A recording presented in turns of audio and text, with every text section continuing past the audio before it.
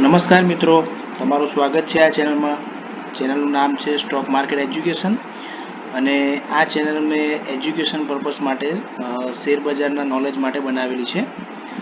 તો તમામ ગુજરાતી ભાઈ બહેનોનું સ્વાગત છે આ ચેનલમાં. અને જો તમે લોકો સ્ટોક માર્કેટ એટલે કે શેર બજારમાં ઇન્વેસ્ટમેન્ટ કરતા હોવ કે એનું નોલેજ લેવું હોય તો આ ચેનલને પ્લીઝ સબસ્ક્રાઈબ કરજો. અને મારી બીજી પણ એક ચેનલ છે જે હિન્દીમાં છે, જેનો વિડીયો હું આ વિડીયોના એન્ડમાં મૂકી દઈશ, તો તમે એ બી ફોલો કરી શકો છો.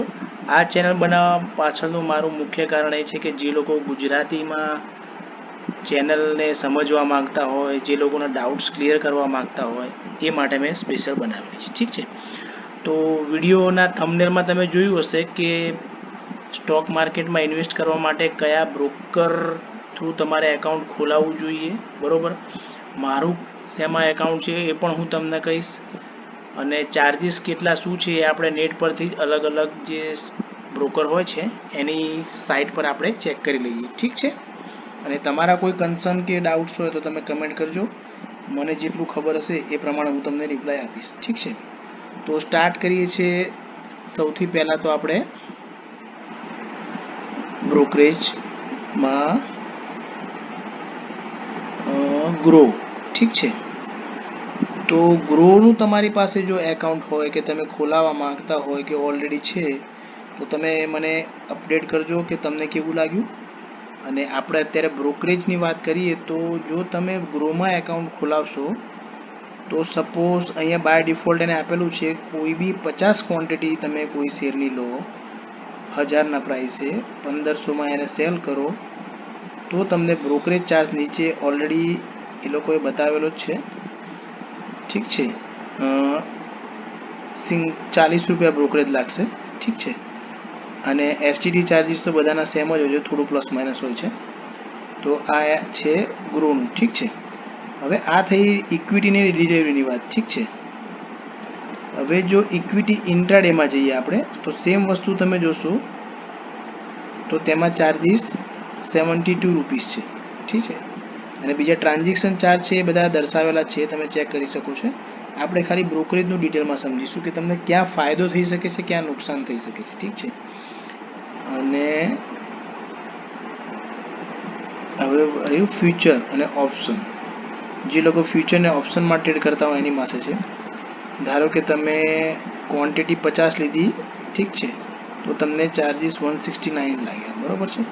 હવે અહીંયા ઇન્ટરેસ્ટિંગ વસ્તુ એ છે દોસ્તો કે જો તમે 50ની જગ્યાએ 100 કરો તો આ ચાર્જિસ છે જે ગ્રો ચાર્જિસ એ તમે જો 40ના 40 જ છે. મતલબ લોટ તમે ગમે એટલા એમાં ટ્રેડિંગ કરશો તમને ચાર્જિસ એટલા જ રહેશે.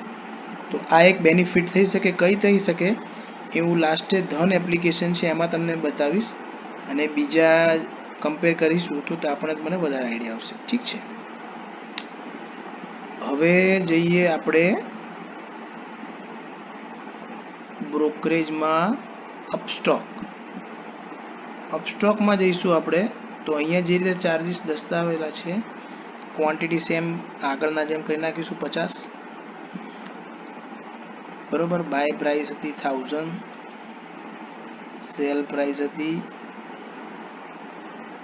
ચેક કરી લઈએ ફરી આપણે ઇક્વિટી વાળામાં.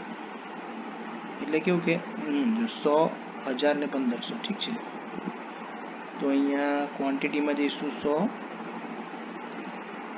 અહીંયા 1000 અને અહીંયા 1500. ઠીક છે,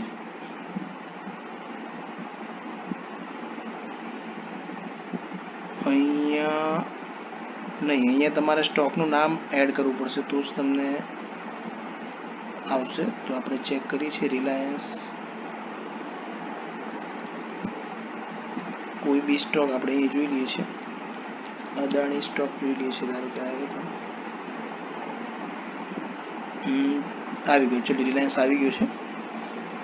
તો રિલાયન્સની 100 ક્વોન્ટિટી તમે લેશો 100, અહીંયા સેલ કરશો 1500માં. ઠીક છે, તો ચાર્જિસ તમે જો તો 40 રૂપિયા બ્રોકરેજ છે. બીજા અધર ચાર્જિસ તમે જોશો તો અહીંયા નીચે આ રીતે ટીક કરશો તો તમને ખ્યાલ આવી જશે. ટોટલ એને 98 રૂપિયા ચાર્જિસ લાગ્યા છે. ઠીક છે, જ્યારે અહીંયા કેટલા લાગ્યા હતા એ આપણે ચેક કરી લઈએ. અહીંયા ટોટલ અહીંયા જો અહીંયા ચાર્જીસ વધારે લાગ્યા છે. પહેલાં ક્વોન્ટિટી ચેક કરી લઈએ. 100 છે, 322 રૂપિયા ચાર્જીસ લાગ્યા છે. ઠીક છે. અને આ એને બ્રેકઅપ કરેલું છે, ગ્રો ચાર્જીસ અને નોન ગ્રો ચાર્જીસ એટલે જે ગવર્મેન્ટ લઈ જાય છે. ઠીક છે. જ્યારે અહીંયા કેટલા લાગ્યા છે, અહીંયા બ્રોકરેજ 40. ઠીક છે. ક્વોન્ટિટી આપણે એકવાર ચેક કરી લઈશું. 100 1500 પ્રોફિટ અહીંયા 49,000નો છે. અહીંયા બી એટલો જ છે. બરાબર, સેમ છે. દેખો સેમ વસ્તુ આપણે જોઈ છે, બટ ચાર્જીસ ત્યાં વધારે લાગેલા છે, અહીંયા ઓછા લાગેલા છે. અપસ્ટોકમાં જો ટોટલ ટેક્સીસ એન્ડ ચાર્જીસ 98 રૂપિયા લાગેલા છે. તો અહીંયા 49,900નો પ્રોફિટ થાય છે અને અહીંયા થાય છે 49,600નો. બરાબર, તો આ એક ડિફરન્સ છે. હવે જઈએ છે આપણે ફ્યુચર ને ઓપ્શનમાં F&Oમાં. ઠીક છે.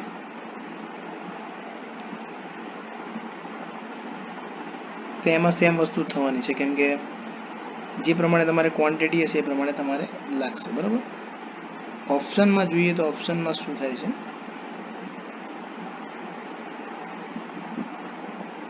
એક મિનિટ, ફીચર અને ઓપ્શનનું આમાં બરાબર બતાવતું નથી, કેમ કે મારી પાસે અપસ્ટોકનું એકાઉન્ટ છે નહીં, બટ જસ્ટ કમ્પેરિઝન માટે હું તમને બતાવું છું.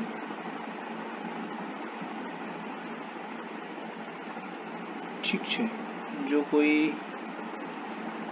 નિફ્ટી 50માં 2600નો કોઈ કોલ આવતો હોય, હા છે બરાબર, 100 ક્વોન્ટિટી, બાય પ્રાઇસ 1000, સેલ 1500. ઠીક છે. કઈ રીતે આવે છે આની કમ્પેરિઝન આપણે બીજા સાથે કરીશું તો આપણને વધારે આઈડિયા આવશે. 15 બાય કર્યું, 18 સેલ કર્યું. ઠીક છે. તો નેટ પ્રોફિટ થયો આપણને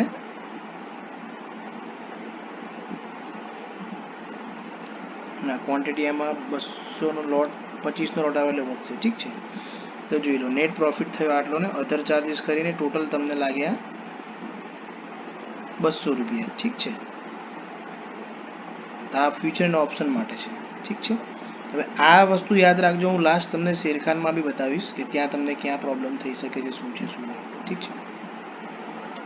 તો આ છે અપસ્ટોકનું. ઠીક છે. હવે જઈએ એન્જલમાં. એન્જલમાં જઈશું. ઇક્વિટી ક્વોન્ટિટી કેટલા હતા, ક્વોન્ટિટી સેમ રાખીશું તો આપણને ખ્યાલ આવશે. અહીંયા જઈશું 100, 1000 ને 1500. ઠીક છે. અહીંયા જઈશું 100, આ કરી નાખીએ આપણે 100. અહીંયા બાય પ્રાઇસ 1000, સેલ પ્રાઇસ 1500. બરાબર. થોડો ચાર્જીસ પ્લસ માઇનસ હોઈ શકે છે, એ લોકો અપડેટ કરતા હશે, બટ આ નોર્મલ વસ્તુ છે.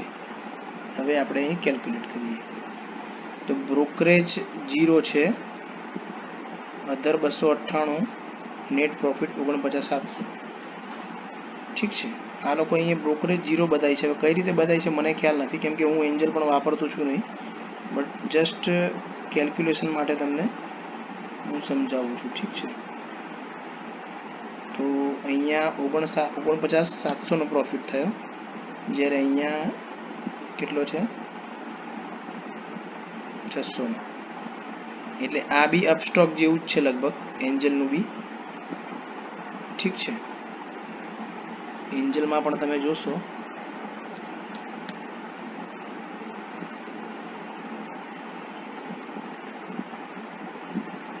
રિલાયન્સ,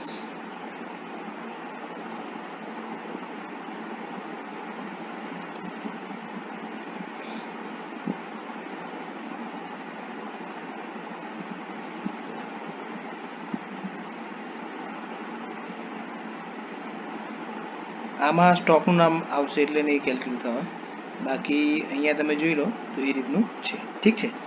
હવે જઈએ આપણે, હા એક જીરોધા, પહેલાં જીરોધા બી જોઈ લઈએ, કેમ કે લોકોનું જીરોધામાં બી બહુ એકાઉન્ટ હોય છે. અને ક્યાં એકાઉન્ટ ખોલાવવું ક્યાં ના ખોલાવવું એ ઇન્ડિવિજ્યુઅલ પર હોય છે, બટ ફાયદા ગેરફાયદા શું છે એ બી આપણે એકવાર ચેક કરી હું તમને કહી દઈશ છેલ્લે. ઠીક છે. વિડીયો થોડો લાંબો થશે, તમે શાંતિથી બેસીને જોજો તો તમને આઈડિયા આવશે, કેમ કે હું સ્ટોક માર્કેટમાં 2018થી છું. ઠીક છે. તો તમારો કોઈ ક્વેશ્ચન વગેરે હોય તો મને કરજો, તો હું તમારે હેલ્પ કરીશ. ઠીક છે. ઠીક છે. જીરોધાને ખોલો તો ત્યાં સુધી આપણે જઈએ સામકોમાં. સામકોમાં મેં જોયું તો ઓનલાઈન આ રીતનું જ આવે છે, ફ્લેટ 20 રૂપિયા બ્રોકરેજ છે. તમે કેટલો બી ઓર્ડર આપો, અને પહેલું જે વર્ષ છે એમાં એએમસી ફ્રી હોય છે, પછી એમનો કોઈ ચાર્જિસ લાગતો હોય છે.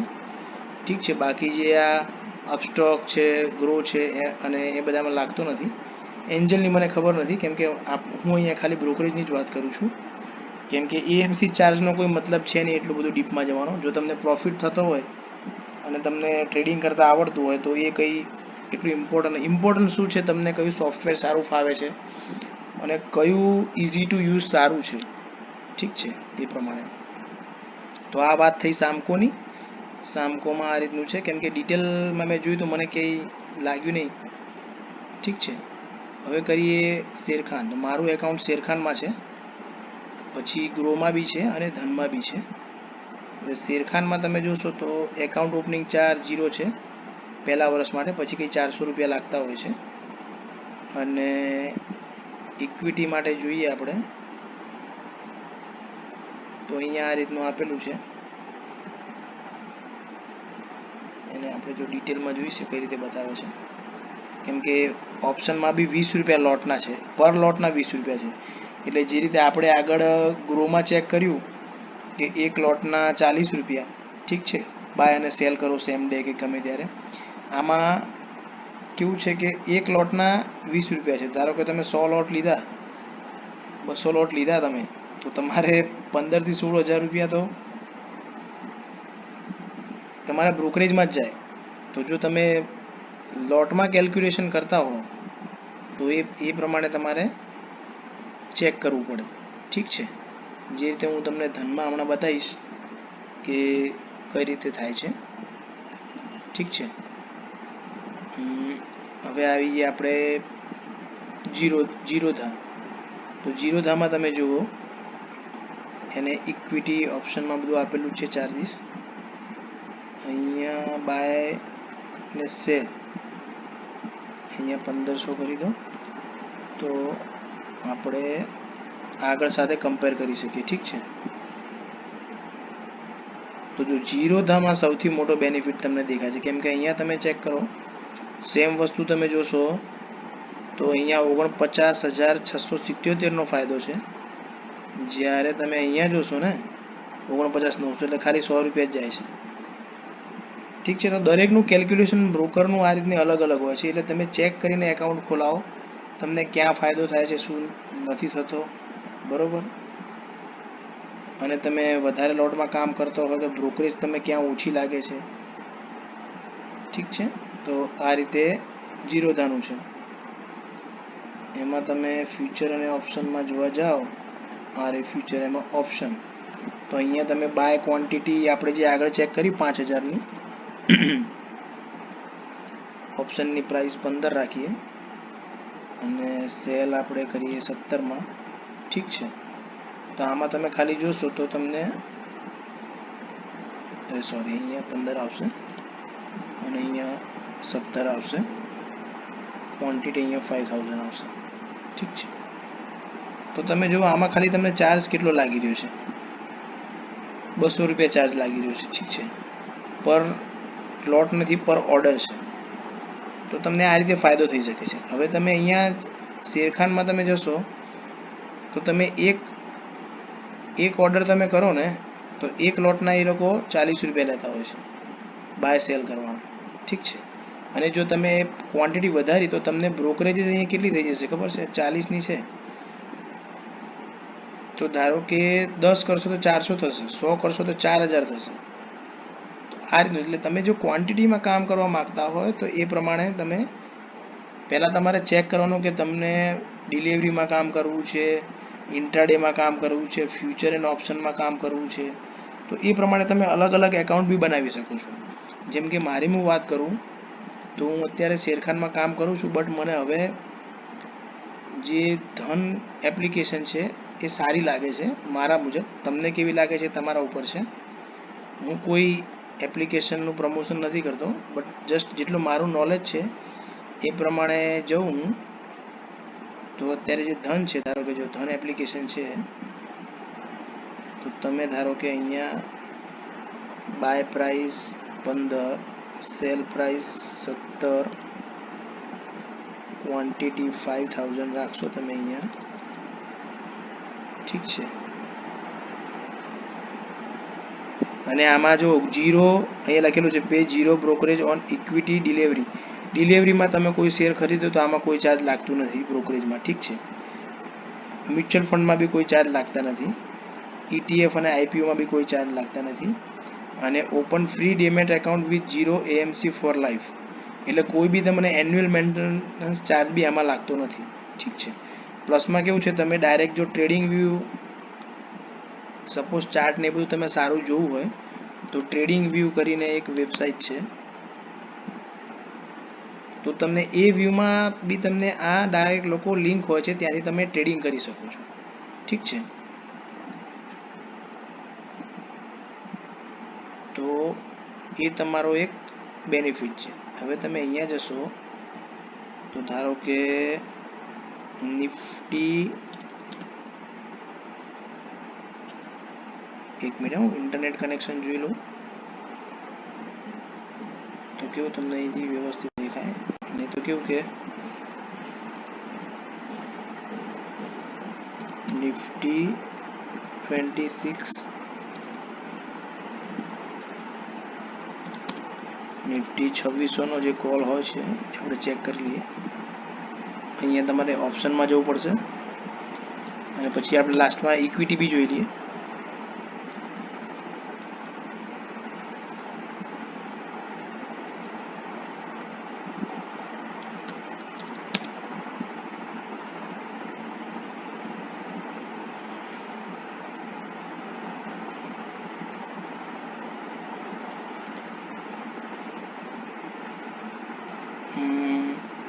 Nifty 26 September 2600.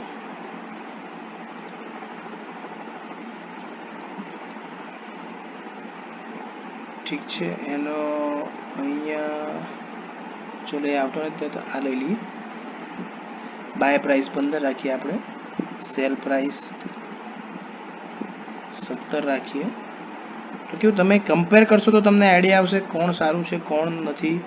મીન્સ તમને કયું ઇઝી રહે છે ટ્રેડિંગ કરવામાં, પ્લસમાં તમને એ લોકો કઈ રીતની સર્વિસ પ્રોવાઈડ કરે છે, એ બધી વસ્તુ તમને ઇઝી પડે. તો આમાં જો તમને પ્રોફિટ થયો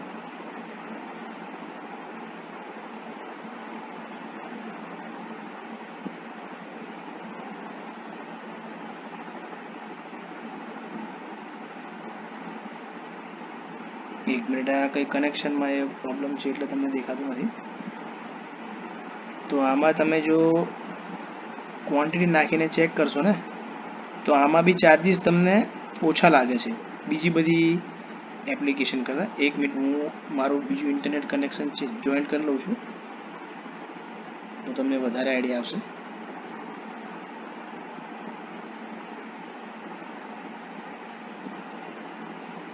કેમ કે જો તમે ચાર્જિસ પર ધ્યાન નહીં રાખો તો જ્યારે તમે લોસમાં જશો ને તો ત્યારે ચાર્જિસ બી તમારે વધારે પે કરવા પડશે અને પ્લસમાં તમે પ્રોફિટમાં હશો તો તમારો પ્રોફિટ બી ઓછો થશે.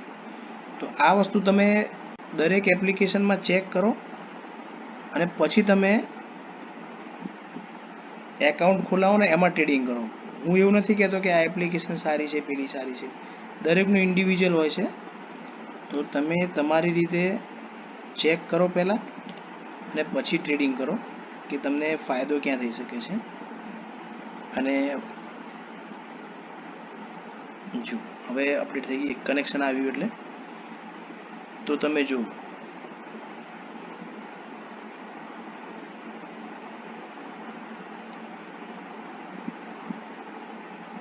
200 લોટ તમે લો અહીંયા, એટલે 5000 ક્વોન્ટિટી આવી. હવે તમે જુઓ અહીંયા 4000નો પ્રોફિટ છે તમને, બરોબર. તો એમાં નેટ તમને 3800 રૂપિયા, કેમ કે ચાર્જિસ તમને ખાલી 200 રૂપિયા લાગ્યો. હવે આજ તો તમે જો શેરખાનમાં કે બીજી કોઈ તમે કમ્પેર કરશો અમુક જગ્યાએ, તો તમને અહીંયા લોટ વાઇઝ કેટલા લાગે છે, લગભગ આજે તમને પ્રોફિટ થયો ને એટલો તો તમને બ્રોકરેજ જ લાગશે. 3800 રૂપિયા બ્રોકરેજ લાગશે, તો તમને પ્રોફિટ શું થશે?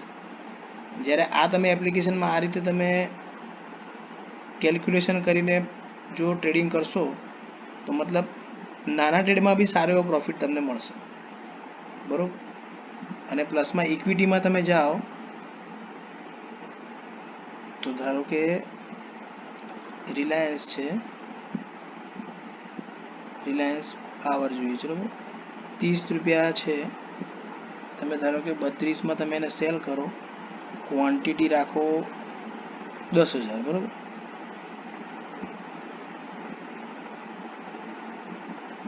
ઠીક છે. ઇન્ટ્રાડેની આપણે ડિલિવરીમાં જોઈએ, બ્રોકરેજ 0 થઈ ગઈ. ઠીક છે, તમને ખાલી ટ્રાન્ઝેક્શનના 700 રૂપિયા લાગ્યા, બાકી તમારો પ્રોફિટ.